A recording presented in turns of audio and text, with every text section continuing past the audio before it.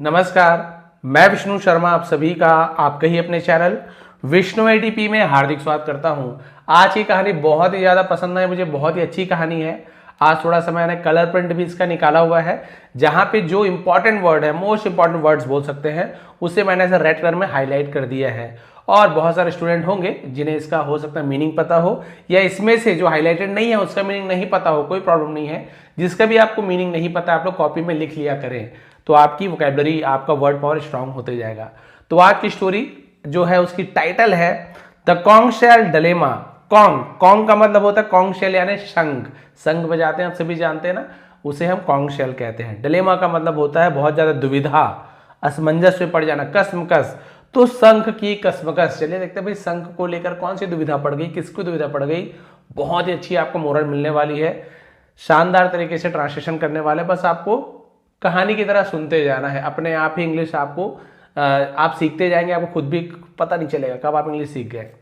Once upon a time, बहुत समय की बात है, यानी एक बार की बात है, उसे हम वंस अपॉन अ टाइम कहते हैं। तो एक समय की बात है। इन अ मॉडेस्ट कोस्टल टाउन, कोस्टल का मतलब होता है तटीय, टाउन यानी नगर या कस्बे को भी टाउन कहा जाता है। और मोडेस्ट का मतलब होता है छोटा सा, है ना, तो उसे मोडेस्ट, मामूली को भी मोडेस्ट कहा जाता है। तो एक बार एक छोटे से तटीय कस्बे में देयर लिव्ड, रहते थे। अब देयर यानी वहां रहते थे नहीं बोलेंगे, इंट्रोडक्टिव वर्ड है, सब्जेक्ट नहीं होता तो देयर या इट का यूज करते हैं। ज्यादातर मौसम बताने के लिए, दिन रात बताने के लिए इट का यूज किया जाता है, बाकी जगह आप देयर का यूज देखेंगे। लिव्ड रहते थे टू क्लोज फ्रेंड्स, दो करीबी दोस्त। क्लोज यानी बंद करना भी होता है, क्लोज द डोर, दरवाजा बंद करो। क्लोज यानी करीबी भी होता है, बहुत ही, है ना। तो दो करीबी दोस्त थे। वन ब्राइट मॉर्निंग, एक सुहावनी सुबह, उसे ब्राइट मॉर्निंग कहा जाता है। दे हीडेड टू द सी शोर, हीड यानी क्या होता है, हीडेड यानी कि हम बोलेंगे उसे चल पड़ना, निकल पड़ना, उसे हीडेड कहा जाता है। टू प्रेपोजिशन है, किसकी ओर चल पड़ा, कहां गया, तो संबंध बताता है, कहां गए, सी शोर। तो सी यानी समुद्र, शोर यानी किनारा, उसे सी शोर कहा जाता है। तो समुद्र तट की ओर चल पड़े विथ अ सिंपल ड्रीम, एक साधारण से सपने के साथ। सबका सपना होता है, रोज सुबह उठकर कुछ ना कुछ सोच के निकलते हैं, तो एक साधारण से सपने के साथ निकल पड़े। टू कलेक्ट कॉन्ग शेल्स, यानी कि संघ को इकट्ठा करने के एक छोटे से सपने को लेकर वो निकल पड़े कि भाई आज हम संघ इकट्ठे करेंगे। And sell them in the market for a small income, और सेल देम उन्हें बेचेंगे, बेचने के लिए, इन द मार्केट बाजार में, फॉर यानी के लिए, ए स्मॉल इनकम छोटी सी आय के लिए। क्लियर है, यहां तक आपको सब समझ आ गया क्या हुआ, कैसे हुआ। तो अपने एक साधारण सा सपना पूरा करने के लिए वो समुद्र के तट की ओर चल पड़े, थोड़ा सा पैसा मिल जाए संघ को बेचकर। द बीच वॉज काम, एल को नहीं पढ़ेंगे, काल्म नहीं पढ़ना, काम यानी होता है शांत, बोलते ना काम डाउन यानी शांत रहो, शांत हो जाओ। तो बीच यानी हम क्या बोल सकते हैं, तट को बीच कहा जाता है, जो किनारा तट होता है उसे बीच कहा जाता है। बीच वॉज काम, तट शांत था। वेव्स जेंटल, और उनकी जो वेव यानी जो होती लहरें कोमल थी, जेंटल यानी बहुत ही कोमल थी। And fortunes hidden beneath the sand, Fortune मतलब भाग्य, जो किस्मत थी, हिडन छिपा हुआ था, बीनीथ का मतलब होता है नीचे, द सैंड रेत के नीचे, भाग्य छिपा हुआ था। भाई रेत के नीचे तो शंख मिलेगा, तो उनका भाग्य रेत के नीचे छिपा हुआ था। थोड़ा सा इसे समझने वाली बात है, बट वर्ड मीनिंग आपको हर एक बार। बीनीथ यानी क्या होता है, किसी के नीचे लेकिन उससे टच हुआ हो। जैसे मैं बोलूँ, मैं ये टेबल के नीचे कोई कैट है, मान लीजिए बिल्ली है, सी फॉर कैट, तो इसे beneath the cat, sorry beneath the table नहीं बोलूंगा कि टेबल के नीचे। यहां पर भी बोल रहा रेत के नीचे, तो बीनीथ और अंडर में ये अंतर है। यहां पे बोलूंगा अंडर द टेबल, है ना, the cat is under the table, यानी कि बिल्ली टेबल के नीचे है।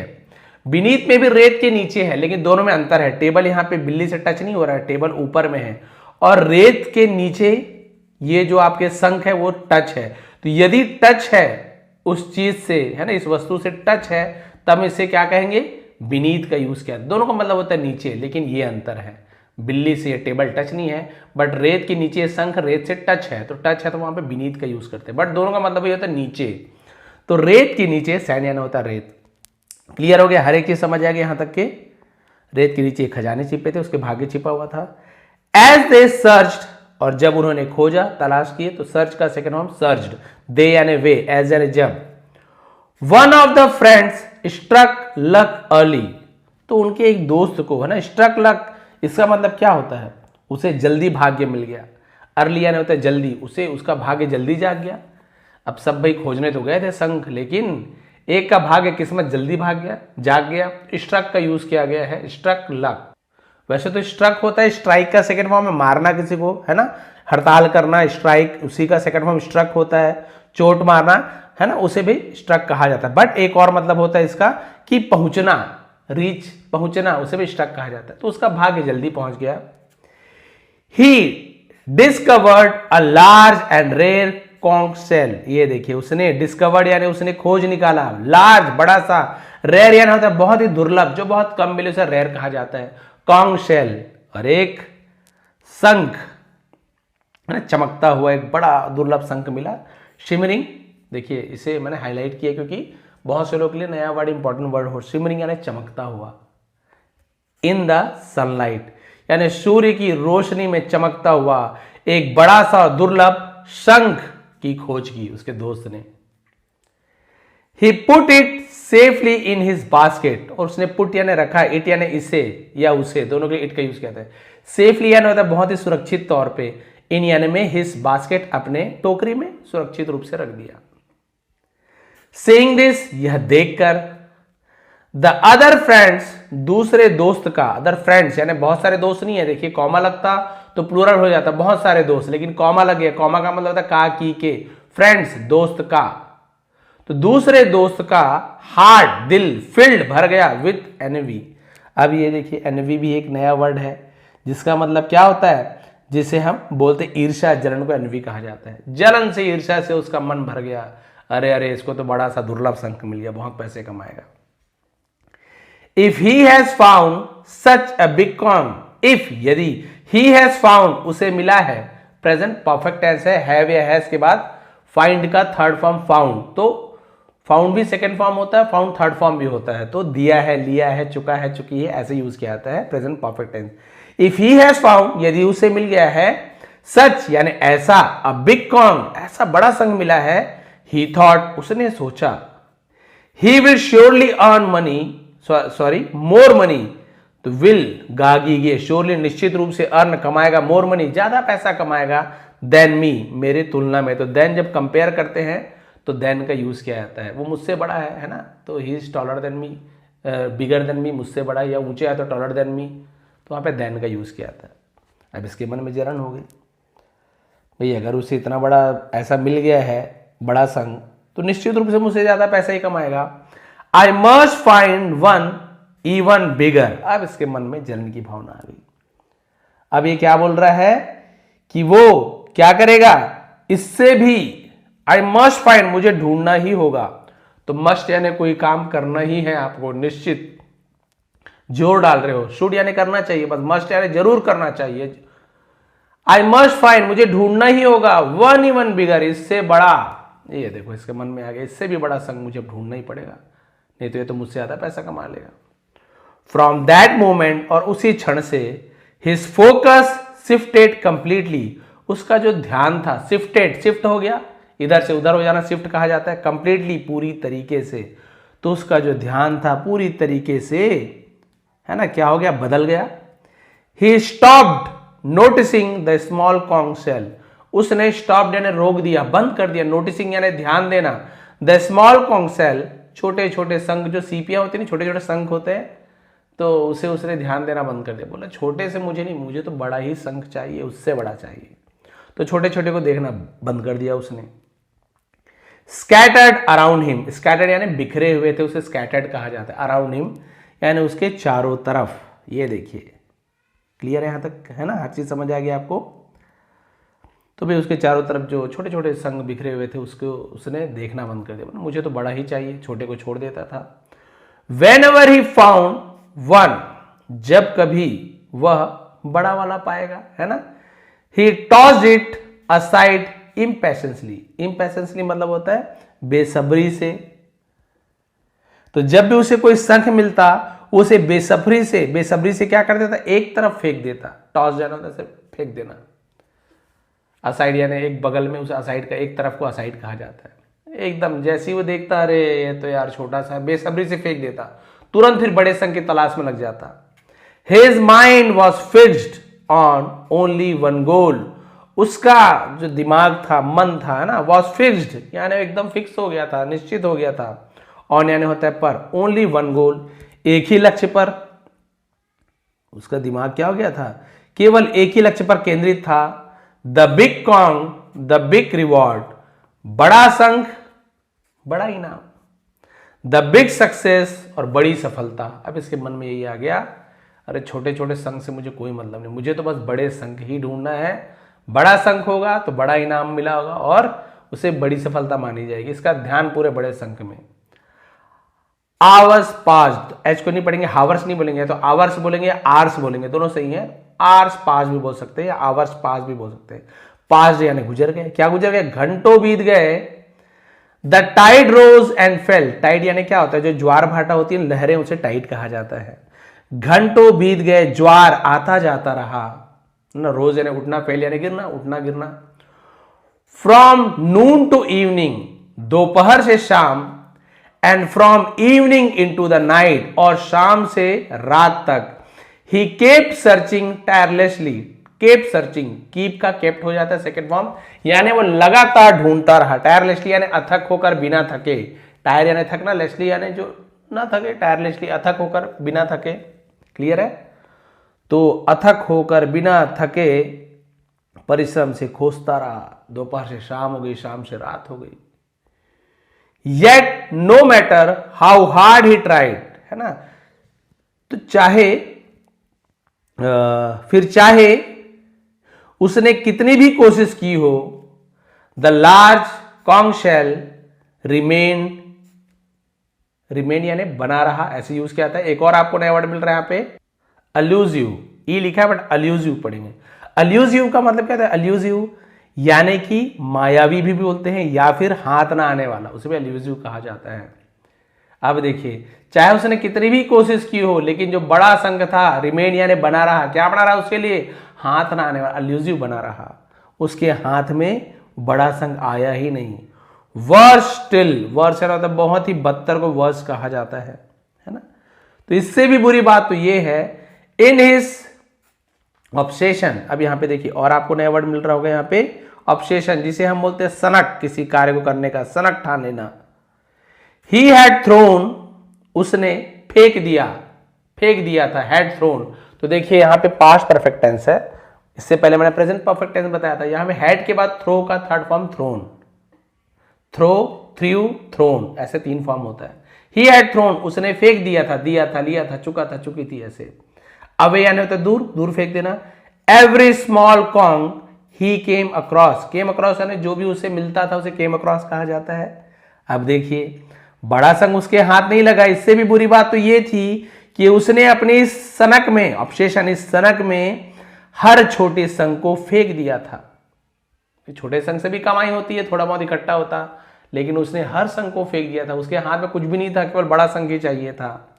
इन द एंड, अंत में, हिज बास्केट वॉज एम्प्टी, उसकी जो टोकरी थी वो खाली थी। एम्प्टी यानी खाली थी।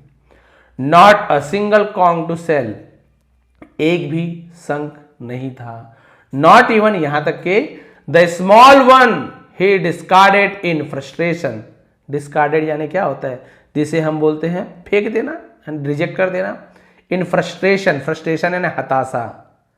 तो छोटे संघ भी, जिसे उसने अस्वीकार कर दिया, हताशा में उसे क्या कर दिया, नहीं मुझे नहीं चाहिए, छोटा मोटा चाहिए ही नहीं, उसे क्या कर दिया, डिस्कार्डेड, है ना, जिसे कहा जाता है छोड़ देना, अलग कर देना, जुदा कर देना, ठुकराना, नामंजूर कर देना, बहुत सारा मतलब होता है। और ये भी देखिए, मैंने रेड नहीं लिखा हुआ है, रेड में हाईलाइट नहीं किया है, बट बहुत से लोग को नहीं पता होगा, फ्रस्ट्रेशन का मतलब हताशा, एकदम निराश हो जाना। अब बताइए, एक भी संघ नहीं था बड़ा और ना ही छोटे संघ थे जिसे उसने हताशा में फेंक दिया था। मीनवाइल, इसी बीच, इस दौरान, उसे मीनवाइल कहा जाता है। The first friend walk back home, पहला दोस्त घर लौट आया।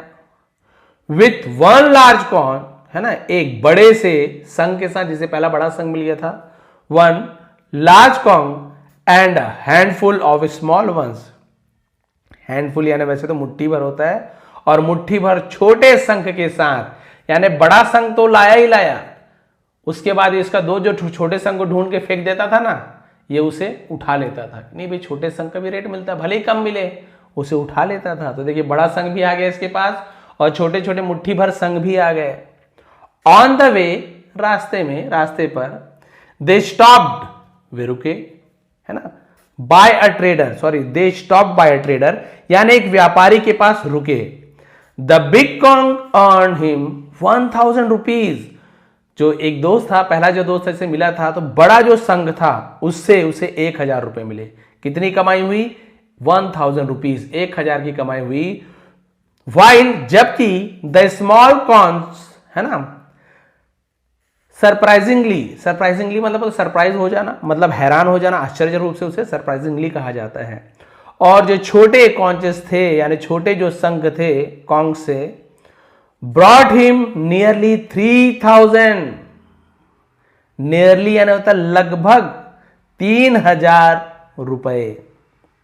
ये देखिए लगभग 3000 रुपए उसके मिले, किसके? छोटे छोटे शंखों के। बड़े शंख का 1000, छोटे छोटे 3-4 तो ऐसी हो गया।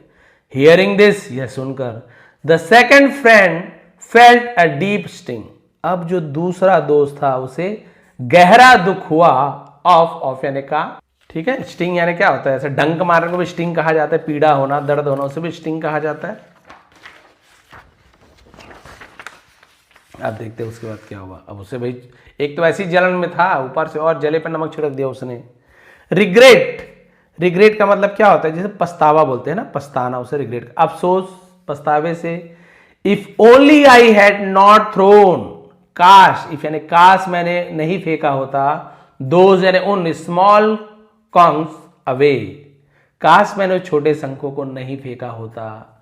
ही लेमेंटेड मतलब क्या होता है? विलाप करना, रोना धोना, उसे लेमेंटेड कहते हैं। विलाप करने लगा, काश मैं उसे नहीं फेंका होता। I could have earn, could have इसका मतलब क्या होता है? कमा सकता था, तो कुड हैव का यूज किया जाता है ना। तो आई कुड हैव अर्न, मैं कमा सकता था, इवन मोर देन हिम, उससे भी ज्यादा कमा सकता था।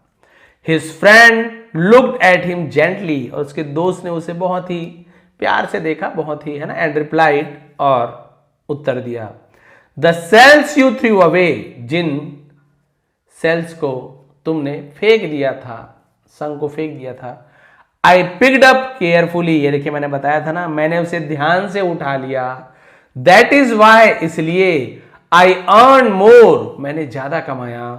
दो simple words struck him harder than any loss of money, ये देखिए अब और उससे भी ज्यादा उसको चोट लगा कि मैंने ही मेहनत से संघ को छांटा था और मैंने ही फेंक दिया था, इसे तो मेहनत भी नहीं करना पड़ा, बैठे बैठे से संघ मिल जा रहे थे, और ये बढ़िया उसे केयरफुली उठा भी लिया।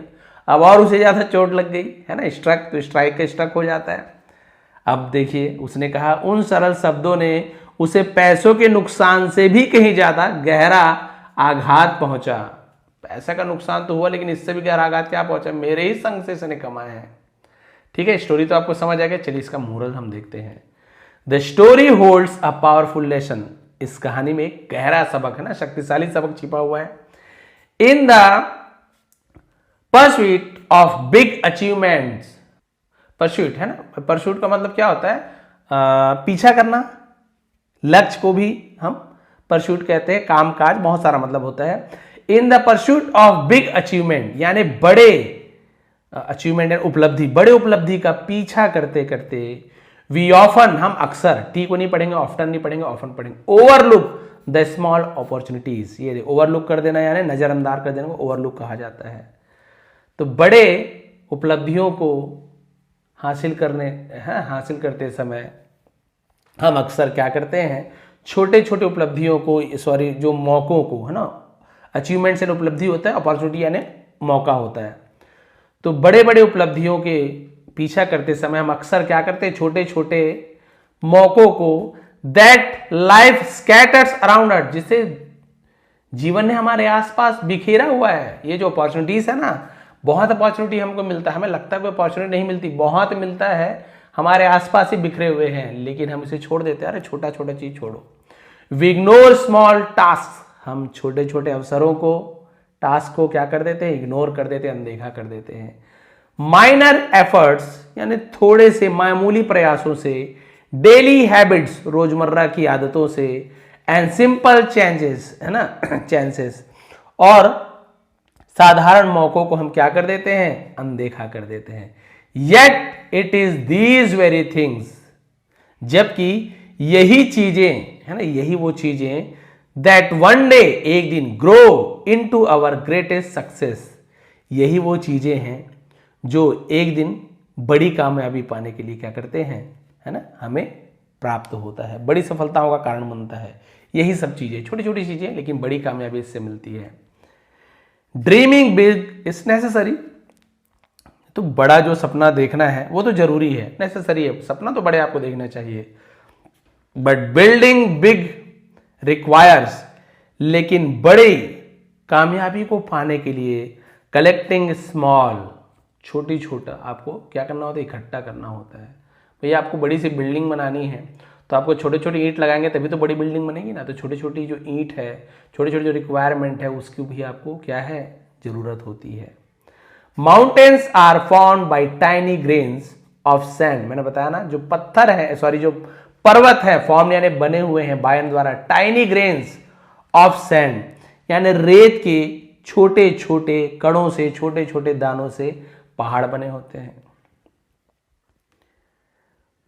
Fortunes are build from single coins, और ये जो फॉर्च्यून है, ये जो आपका भाग्य है, वो क्या है, सिंगल कॉइन्स, एक ही सिक्के से बने हुए हैं, दौलत सिक्कों से बनती है। एंड ग्रेट विक्ट्रीज, और जो बड़ी विजय है, इमर्ज, इमर्ज यानी क्या होता है, प्रकट होना, सामने आना, फ्रॉम कंसिस्टेंट स्मॉल स्टेप्स, और बड़ी जीत लगातार छोटे छोटे कदमों से मिलती है। आपको भाई है ना, मान लीजिए केदारनाथ का पर्वत चढ़ना है आपको, तो आप सीधे है ना, अभी तो आपको रोपे हेलीकॉप्टर हर कोई को तो मिलता नहीं है, तो आप धीरे धीरे कदम बढ़ाकर ही चढ़ोगे। तो वही है, बड़ी उपलब्धि प्राप्त करना है तो छोटी छोटी आपको कुछ कदम लेने हैं। The second friend had the same goal as the first, अब जो दूसरा दोस्त था उसका भी वही गोल था, टू अर्न मनी। दोनों एक ही सपना देख के सुबह निकले थे कि आज शंख मिले, उससे कमाई हो। उसने भी वही सपना देखा, इसने भी वही सपना देखा।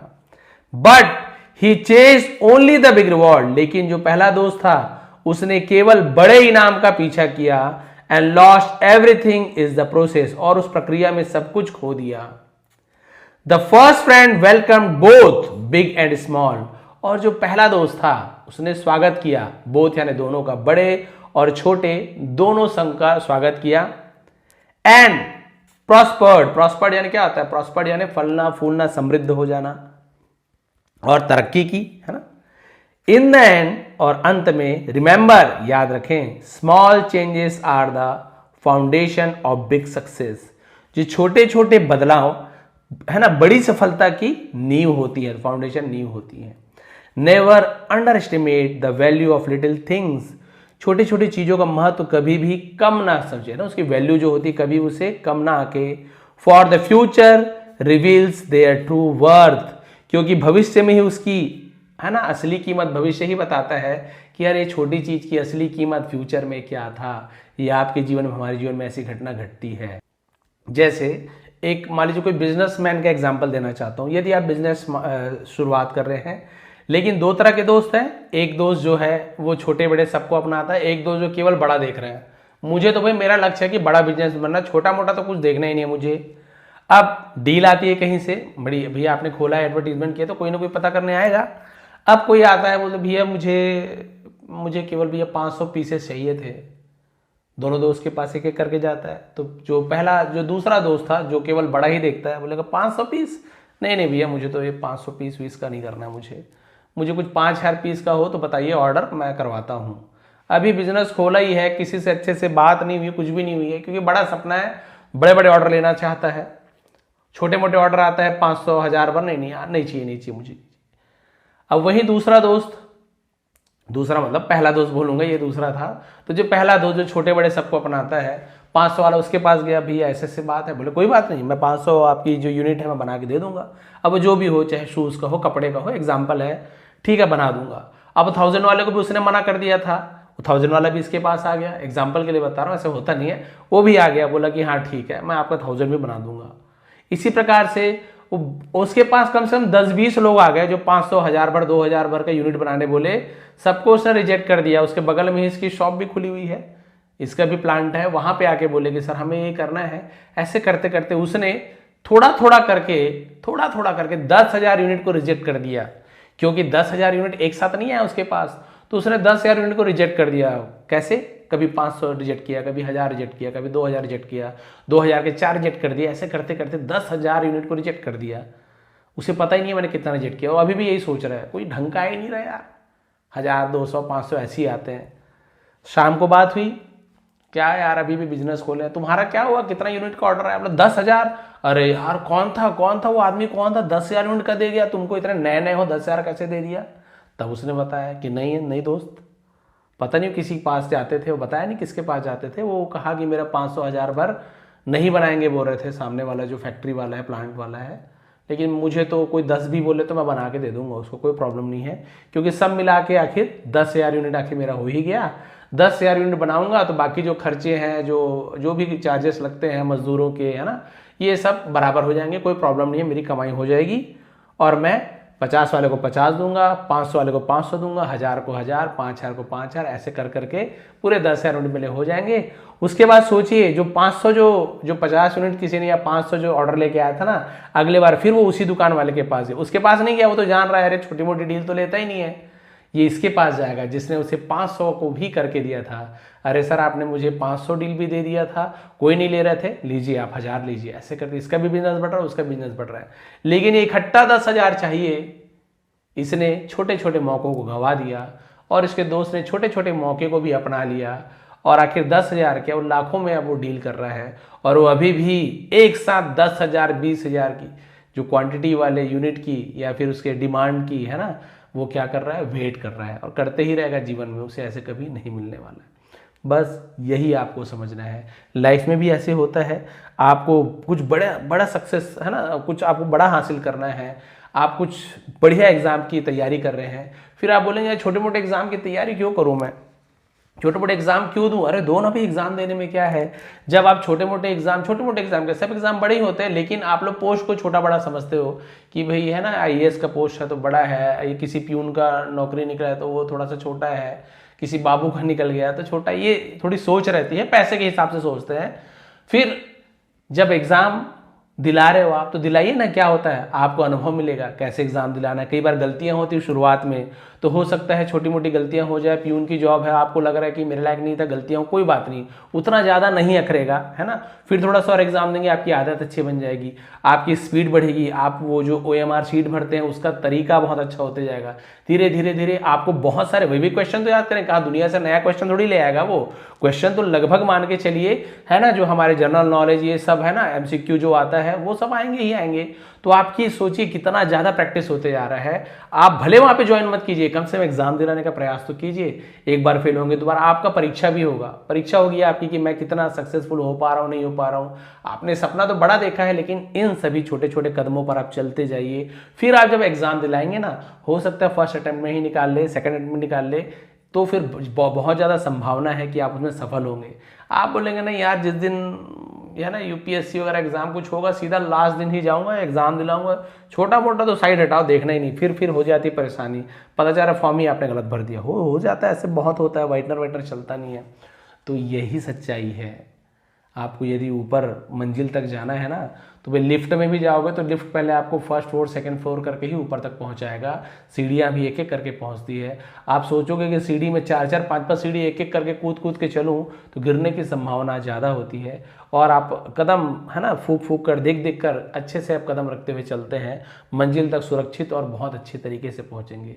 जल्दी सक्सेस होना बड़ी बात नहीं है, सफलता को ज़्यादा दिनों तक बना के रखना ये बड़ी बात होती है। किसी के है ना इज्जत पाना और इज्जत को बना के रखना, भाई कई बार होता है कोई इज्जत तो कोई 2-4 वीडियो में ही कमा लेता है, बहुत फेमस हो जाएंगे, फिर अगला वीडियो आता है कुछ गलत बोल दिया, कुछ हो गया। कोई खिलाड़ी प्लेयर्स होते हैं जो थोड़े बहुत इज्जत कमाते, फिर ऐसे कुछ काम कर देते हैं, ऐसे कुछ स्टेटमेंट दे देते हैं कि उनकी पूरी इज्जत वापस हो जाती है ना। बड़े संत बने आते हैं, बाकी नीचे हो जाते हैं। लेकिन बहुत से ऐसे लोग जैसे हमारे सचिन तेंदुलकर जी हैं, जो शुरुआत से लेकर अभी तक है ना अपनी है ना प्रतिष्ठा बना के रखे हैं, खेल में भी और व्यक्तित्व में भी। अभी तक किसी प्रकार का कोई विवादित चीज़ अभी तक नहीं किया उन्होंने। तो इज्जत बनाना बड़ी बात नहीं है, इज्जत संभाल के रखना। वैसे ही सफलता पाना बड़ी बात नहीं है।